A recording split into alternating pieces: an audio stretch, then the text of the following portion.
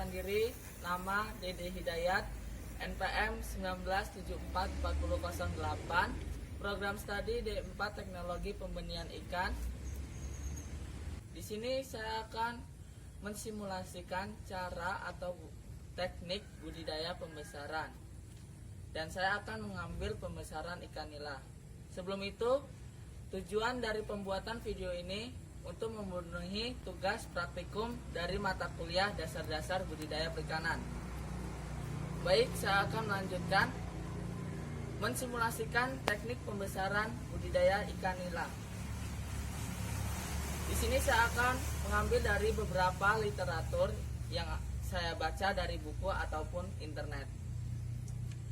Kolam yang digunakan pada budidaya pembesaran ikan nila yaitu kolam yang berjenis kolam air tenang, dan saya akan mengambil sampel luas kolam dengan panjang 49,30 meter kali lebar 7,30 meter dan diameter 1,11 meter dengan luas kolam 67,89 meter persegi.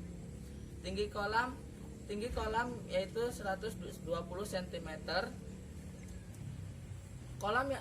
Kolam pembesaran ikan nila dapat digunakan dengan kolam beton, terpal maupun tradisional ataupun tanah. Namun saya akan merekomendasikan kolam tanah. Mengapa saya merekomendasikan kolam tanah? Karena kolam tanah merupakan kolam yang baik untuk menumbuhkan plankton untuk sebagai pakan alami bagi ikan nila. Desain kolam berbentuk apapun, namun lebih efektif berbentuk segi empat ataupun kotak, dengan dasar kolam tanah dengan inlet dan outlet secara terpisah. Inlet berada di pintu masuk air, sedangkan outlet berada di pintu keluar air. Sumber air dapat berasal dari manapun, bisa berasal dari sumur, sungai, danau, ataupun sumber lainnya. Namun lebih baik sumber air berasal dari air sumur. Mengapa demikian? Karena air sumur sudah terjamin terbebas dari pencemaran bahan kimia ataupun pencemaran lainnya. Selanjutnya, persiapan kolam. Persiapan kolam dilakukan pengeringan terlebih dahulu. Pengeringan dapat dilakukan selama 3-7 hari. Tujuan dari pengeringan ini untuk memutus siklus penyakit yang terdapat dalam kolam tersebut. Selanjutnya, pengangkatan lumpur dan perbaikan pematang. Lumpur yang terlalu banyak atau tebal akan mempertahankan parasit ataupun penyakit yang ada di kolam tersebut. Karena itu, lumpur harus diangkat menggunakan alat ataupun hal lainnya. Hal ini bertujuan agar saat penjemuran kolam kering secara merata. Selanjutnya, perbaikan kolam. Apabila terdapat pematang yang rusak ataupun lainnya, segera perbaiki agar kegiatan budidaya berjalan dengan lancar. Selanjutnya, pengapuran. Kapur yang digunakan menggunakan kapur dolomit dengan dosis 40 gram per meter persegi.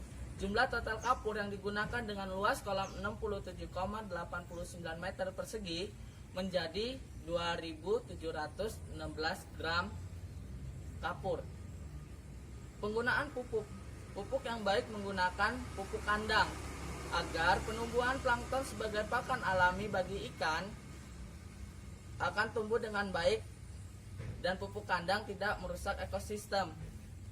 Oleh karena itu, baik digunakan dalam kegiatan budidaya. Dosis pupuk kandang yang digunakan yaitu 250 gram per meter persegi.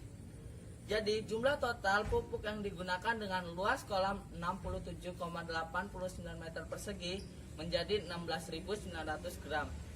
Pengisian air. Air berasal dari sumur yang terbebas dari bahan kimia dan pencemar lainnya. Proses pengisian air dilakukan pada pagi hari. Tinggi air yaitu 80 cm dengan tinggi kolam 120 cm. Berapa hari ikan ditebar dari persiapan air? Diamkan air selama 1-2 hari untuk menumbuhkan plankton dalam kolam.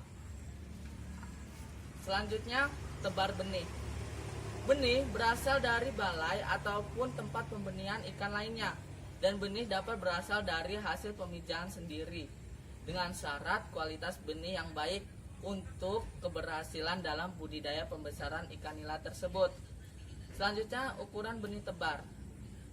Ukuran benih yang ditebar berukuran 8-12 cm, sedangkan berat rata-rata berukuran 20,58 gram per ekor, dan ukuran benih harus seragam.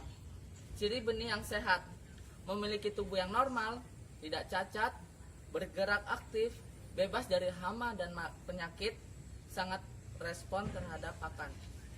Jumlah benih yang ditebar pada umumnya, benih ikan nila berukuran 8 cm sampai 12 cm atau berat 30 gram per ekor, ditebar dengan padat penebaran 5 sampai 10 ekor per meter persegi menurut Rukhma 1997.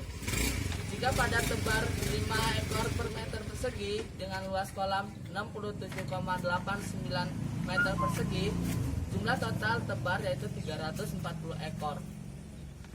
Cara tebar benih. Benih ditebar dengan cara aklimatisasi terlebih dahulu selama 10 menurut Rukhma 1997. Jika pada tebar 5 ekor per meter persegi dengan luas kolam 67,89 meter persegi, jumlah total tebar yaitu 340 ekor. Waktu tebar benih.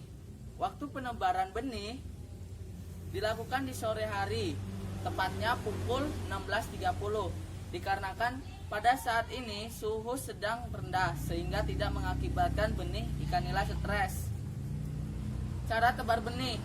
Benih ditebar dengan cara aklimatisasi terlebih dahulu selama 10-15 menit untuk menghindari terjadinya stres terhadap perbedaan suhu. Selanjutnya, setelah diaklimatisasi, kantong plastik dibuka dan dibiarkan benih keluar dengan sendirinya. Selanjutnya, pengolahan kualitas air. Warna air pada kegiatan pembesaran ikan nila pada umumnya berwarna hijau atau kecoklatan. Hal ini menandakan adanya fitoplankton pada kolam tersebut. Pemberian probiotik. Dalam kegiatan budidaya pembesaran ikan nila tidak diperlukan probiotik karena ikan nila merupakan salah satu ikan yang kebal terhadap penyakit. Jadi probiotik tidak perlu digunakan untuk menghemat biaya produksi. Selanjutnya, pengisian air. Dalam budidaya ikan nila, pergantian air tidak sering dilakukan. Jika dilakukan, pergantian air dilakukan dengan teknik sirkulasi, yaitu membuang sebanyak 50% dan mengisi kembali dengan air baru. Kualitas air. Dalam budidaya ikan nila membutuhkan kualitas air secara optimal, seperti pH berkisaran 6,5 sampai 9,0, suhu 27 sampai 32 derajat, DO 1 sampai 5 dan salinitas 0 sampai 0,18 ppt. Teknik pemberian pakan. Pakan yang digunakan atau pakan yang diberikan pada awal tebar, pertengahan sampai panen menggunakan pakan terapung. Namun, ukuran pakan yang berbeda dari setiap DOC.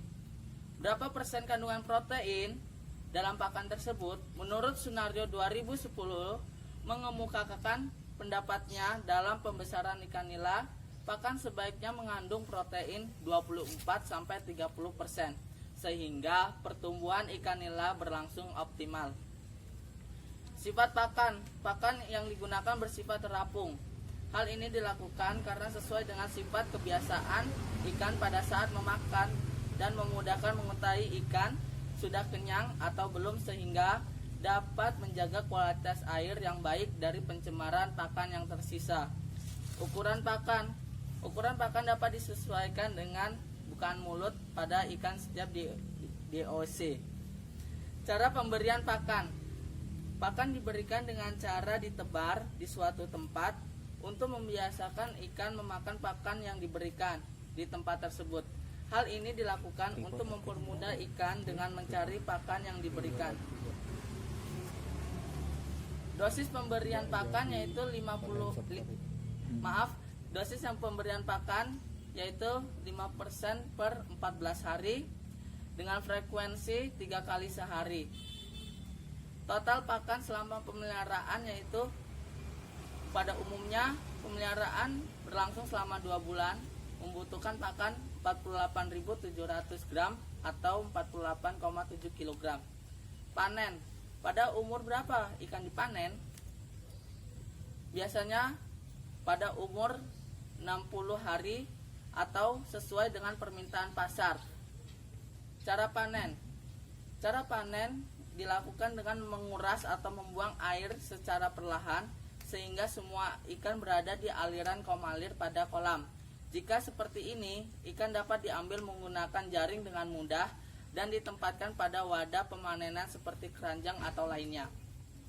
Panen total atau panen parsial.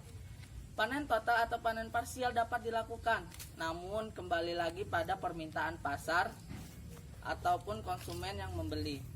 Total panen atau jumlah saat panen. Berat keseluruhan ikan yang dipanen selama pemeliharaan sebanyak 64,6 kg dengan berat rata-rata 190 gram per ekor dan panjang ikan nila rata-rata 19-20 cm serta jumlah ikan yang dipanen sebanyak 340 ekor. Dengan jumlah tebar dan jumlah panen yang sama yaitu 340 ekor mendapatkan SR 100% dengan FCR dosis yang diberikan sebanyak 5% dan frekuensi yang digunakan sebanyak 3 kali sehari sehingga mendapatkan nilai FCR 0,85. Cukup sekian simulasi budidaya ikan nila yang dapat saya sampaikan. Namun dari semua yang saya kemukakan yang dapat saya sampaikan di video ini itu semua menurut literatur dari buku ataupun Google. Cukup sekian simulasi pembesaran ikan nila yang dapat saya sampaikan. Kurang lebihnya saya mohon maaf. Wassalamualaikum warahmatullahi wabarakatuh.